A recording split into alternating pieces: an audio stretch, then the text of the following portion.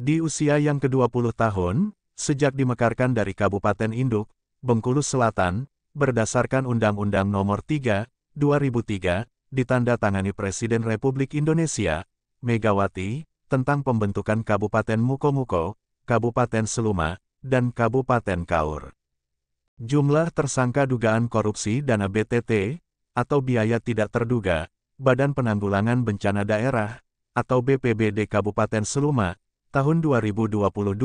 yang terungkap ke permukaan, di era pemerintahan Bupati Seluma, Erwin Oktavian, disebut-sebut pemecah rekor terbanyak, tembus di angka 12 orang, sehingga layak masuk rekor muri.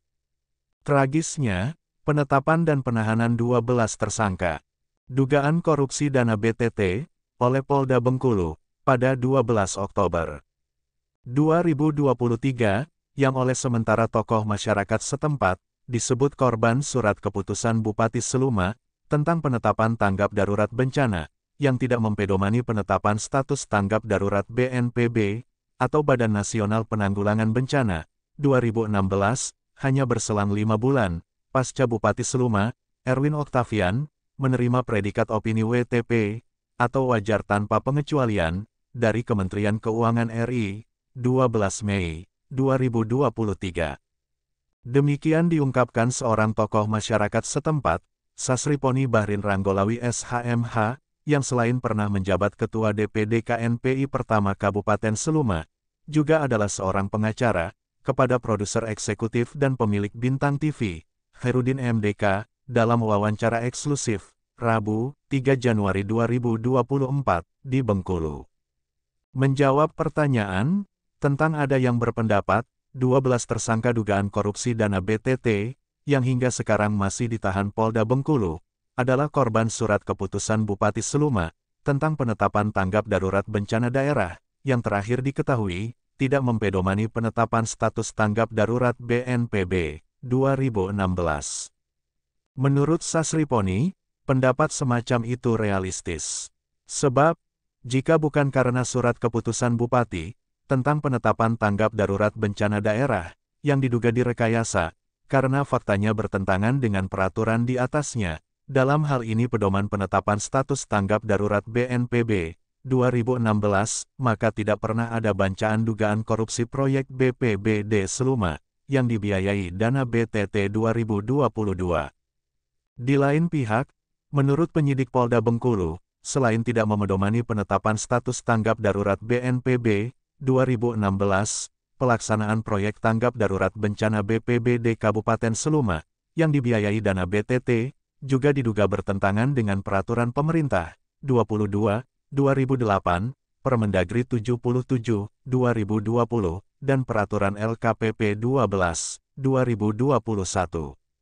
Oleh karenanya, saya berharap Polda Bengkulu, memproses hukum surat keputusan Bupati Seluma, tentang penetapan tanggap darurat bencana daerah, yang dijadikan dasar kegiatan fisik tanggap darurat BPBD Seluma, secara terpisah dari proses hukum dugaan korupsi dana BTT.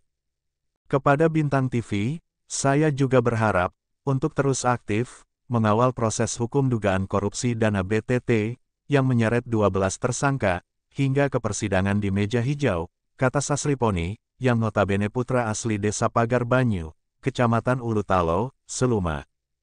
Terpisah, seperti diberitakan TV1news.com, edisi 16 Oktober 2023, 12 tersangka yang hingga saat ini masih ditahan Polda Bengkulu, adalah Kepala Pelaksana dan seorang Kabid BPBD, Kabupaten Seluma, Mirin Ajib, dan Fauzan Aroni.